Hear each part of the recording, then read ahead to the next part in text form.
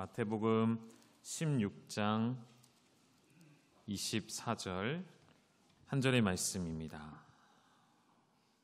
같이 읽겠습니다. 시작.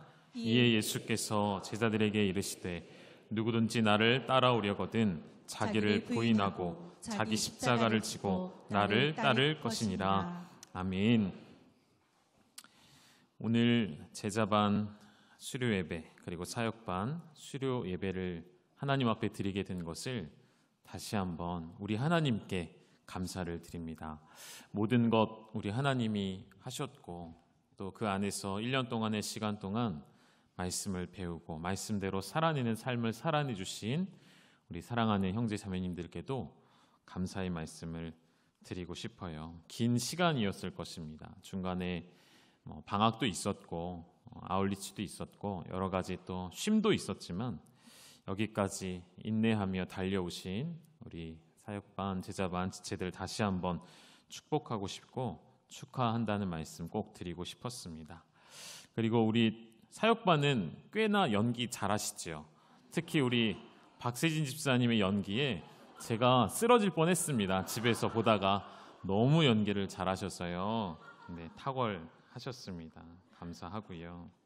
로마서 8장을 암송하는 것이 결코 쉽지가 않으셨을 텐데 그러나 해내주신 것도 감사드리고 우리 또 김춘희 집사님의 간증과 김일권 집사님의 간증을 통해서 또 계속해서 제자반 하셔야 될 분들 또 계속해서 사역반에 들어오실 분들 기대함으로 이러한 하나님의 은혜가 있다는 것을 기억하시고 기쁨으로 들어오시면 하나님 주시는 놀라운 은혜가 있을 줄로 믿습니다. 감사드리고요.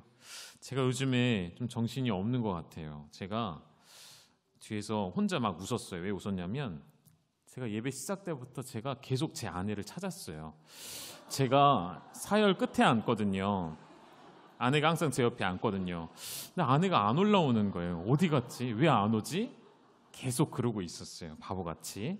네, 저희 아내도 주중 사역반을 같이 해서 오늘 같이 수료식에 참여를 하셨습니다.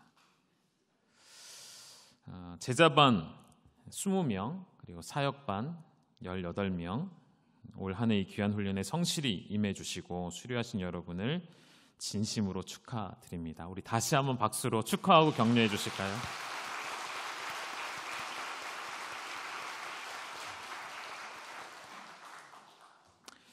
(1년) 동안 배우셨고 살아내신 여러분들께도 질문하고 싶고 이 자리에 앉아 계신 성도님들께도 질문하고 싶습니다. 제자의 삶이란 무엇일까요? 제자로 산다는 것은 무엇일까요?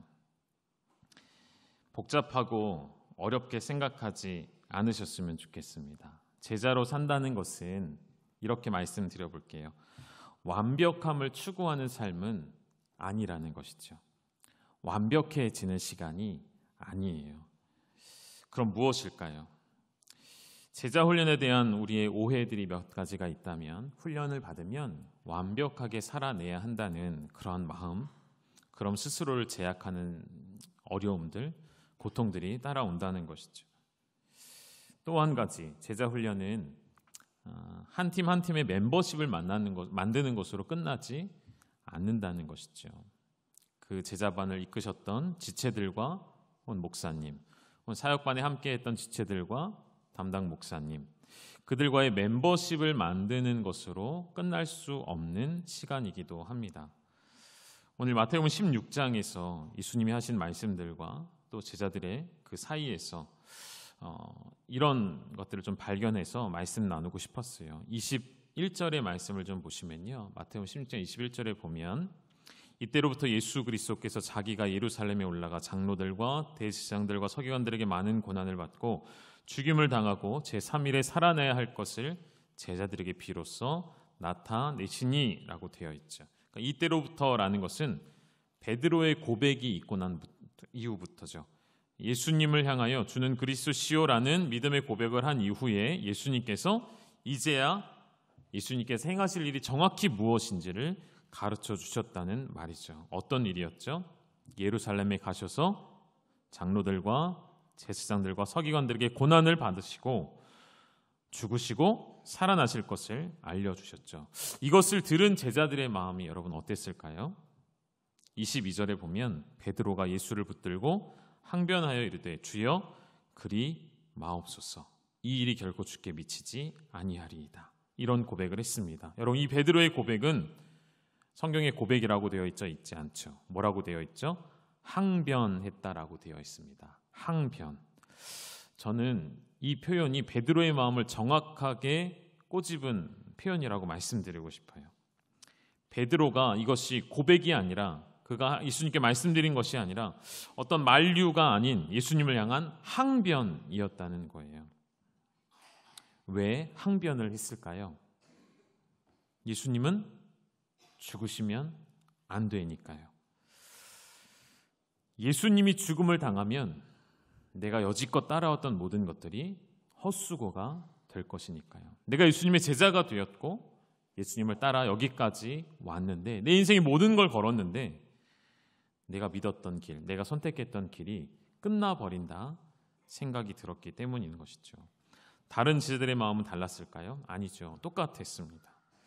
마치 우리가 하나님을 믿게 되어질 때에 다른 이유, 다른 목적을 가지고 있는 일부 거듭나지 않은 그리스도인들의 모습과 같이 내 만족을 채우기 위해 이 교회, 저 교회 떠돌아다니는 불쌍한 영혼들이 있듯이,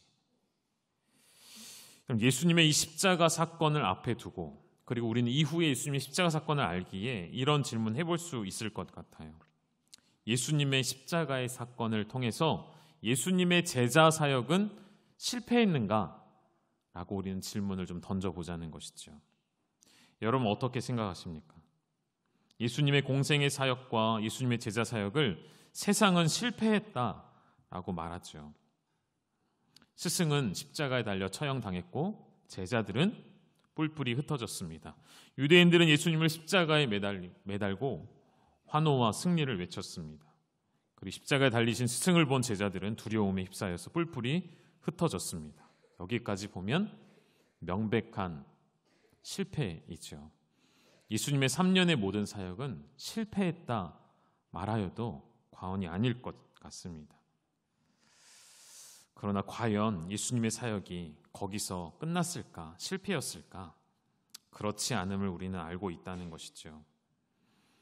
결국 그들은 주님을 다시 만나고 주님의 다시 부르심 앞에 순종함으로 결국 성령 하나님 그들에게 찾아오셔서 그들로 하여금 복음을 들고 땅끝까지 이르게 하셨고, 복음을 들고 수많은 교회들을 세우게 하셨습니다.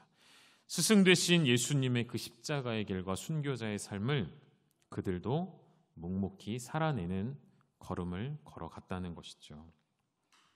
사랑하는 여러분, 이 제자들의 삶은 실패한 삶이라 말할 수 없죠.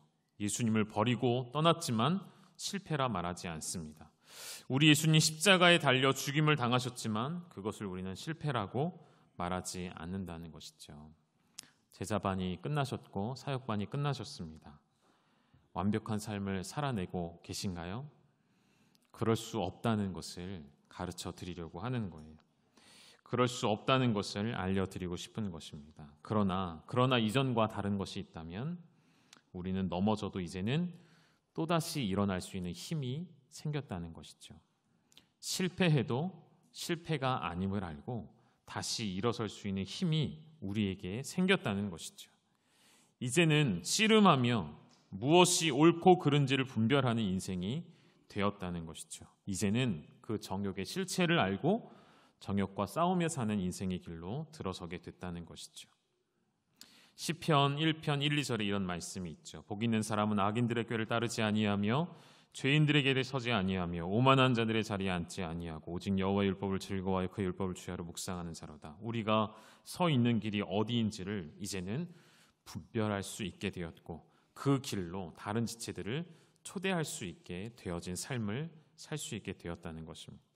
말씀을 준비하면서 이제 제자 훈련에 대한 세미나가 있었는데요. 그 세미나에서 발제되었던 내용 중에 굉장히 날카로운 지적이 있어서 좀 가져와 봤습니다. 화면에 좀 띄워주실까요? 제자 훈련이 실패하는 교회들이 있습니다. 아예 제자 훈련 자체를 받아들이지 않는 교회들도 있고요. 그것을 하지만 실패하는 교회들에 보면 특징이 이런 것들이 있다는 것이죠. 첫 번째, 확고한 목회 철학의 부재. 두 번째, 준비되지 못한 지도자들의 인도. 세 번째, 목회자부터 제자의 삶을 살지 못하는 제자도의 상실. 네 번째, 직분 부여의 수단으로서의 거래적 제자 훈련. 제자 훈련 받으면 임직할 수 있어요 라는 식의 훈련이 지금까지 너무 많이 행해져 왔다는 것이죠. 교회의 다섯 번째, 교회의 대형화와 외부 사역의 증가에 따른 제자 훈련의 변질. 빨리 해치우는 것. 피할 수 없으니 어쩔 수 없이 하는 것. 그 다음은요, 충분한 준비 없이 시작된 성급한 제자 훈련들. 교회가 준비되지 않은 상황에서 새로운 목사가 부임하여서 제자 훈련으로 바꾸었지만 이미 아직 교회는 준비가 되지 않았기 때문에 어려움들이 있는 교회들이 있다는 것이죠. 마지막은 개교의 봉사 중심에 머물게 하는 수준의 제자 훈련. 제자 훈련 받았으니 봉사하십시오. 제자 훈련 받았으니 목자하십시오. 이 수준에 우리는 머무를 수 없다는 것이죠. 그럼 어떻게 해야 될까요? 이런 모든 것들을 뛰어넘고 제 자신에게도 주시는 마음을 새롭게 할 필요성이 느껴지는 지적입니다. 그럼 어떻게 해야 될까요? 이 모든 것들을 함께 준비하고 정말 예수 그리스도의 향기가 나는 제자로 살아내는 모습이 우리에게 필요하겠고, 그 다음 보여주실까요? 이렇게 하자는 것이죠. 성장주의에서 벗어나 제자도로 나아가자는 것이죠. 성장하는 도구로서의 제자 훈련은 불필요하다는 것입니다. 그렇게 할 때 제자 훈련은 실패할 수밖에 없다는 것. 그래서 우리는 성장의 목적을 두는 것, 양적 성장의 목적을 두는 것이 아니라 한 사람 한 사람의 믿음과 신앙의 성장을 위해서 우리는 훈련하기를 결정합니다. 또 하나는 개교회주의에서 벗어나 하나님 나라 공동체로 나아갑니다. 우리 교회 하나만을 놓고 훈련하는 것이 아니라 함께 연합하는 교회들, 함께 뜻과 마음을 모으는 교회, 이 나라 전체 열방이 하나님 나라 공동체로 세워지기를 소망함으로 훈련에 임하는 것이죠. 또 한 가지는 내부 지향성에서 벗어나 선교적 지향성을 갖자는 것이죠. 늘 우리 교회만 하는 것이 아니라 우리 교회를 이제는 벗어나서 이 울타리를 넘어서서 이미 충만한 은혜가 우리에게 부어졌기에 흘러넘치는 은혜를 세상 가운데 보내자는 것입니다. 그 다음이요, 피상적 교육에서 벗어나 전인격적인 훈련이 우리에게 필요하겠습니다. 다음, 이원론에서 벗어나는 삶의 모든 영역으로 확장되어지는 제자훈련이 필요하겠습니다. 경쟁적 관계에서 벗어나 네트워크로 함께 연합하는 사역들이 필요하다는 것이죠. 이러한 내용들이 제자훈련 세미나에 다뤄졌던 내용들입니다. 왜 이런 이야기들이 있었냐면 한때 제자훈련은 실패했다라는 말들이 대두가 되었기 때문이에요. 그게 언제 있었던 일이냐면 사랑의 교회가 성전을 짓는 문제로 이렇게 매스컴에 이야기들이 올라왔을 때, 교회가 특권을 가지고 기득권을 가지고 그런 일들을 행했을 때 제자훈련을 실패했다라는 말들이 여기저기서 쏟아져 나오기 시작했습니다. 분명히 말씀드리고 싶은 것은 여러분, 제자훈련은 어느 한 교회나 개인의 것이 아니라 예수님께서 우리에게 가르쳐 주신 것이죠. 예수님께서 행하신 것을 우리도 본받고 따라가는 것이죠. 그것은 어떠한 한 교회나 사람에게 달려있는 문제가 아니라 주님께서 우리에게 허락하여 주시는 귀한 가르침인 것에 분명하다는 것이죠. 결론을 말씀드리면 저는 제자도란 무엇인가로 결론을 좀 맺고 싶고, 이 제자도에 대해서 존 스토트가 이렇게 말을 했습니다. 총 8가지인데 이 이야기만 이야기하고 좀 마치도록 하죠. 제자도란 첫 번째, 세상을 거스르는 것이다. 다원주의, 물질주의, 물질 맞는주의, 윤리적 상대주의, 나르시즘, 이런 모든 것들이 그리스도인들을 삼키려 하는 이때에 현대 사조들에 순응하지 않고 대항하는 그리스도인들이 되어지는 것. 두 번째, 그리스도를 닮아가는 것이다. 예수님께서 성육신 하셔서 섬김의 본을 보여주셨듯이 우리도 사랑과 인내로서 생애를 이 땅에서는 마감하셨던 예수 그리스도를 따라 살아내는 삶, 우리도 작은 예수가 되어지는 삶. 세 번째, 성숙함입니다. 목회자는 물론이고요, 리더로 부름받는 모든 성도들에게 가장 중요한 목표는 성숙함입니다. 이보다 더 큰 목표는 없다 말해도 과언이 아니겠죠.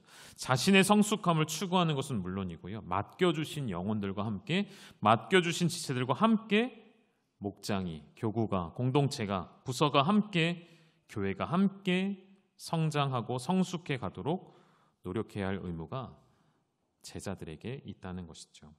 네 번째, 제자도란 창조 세계를 돌보는 사람들입니다.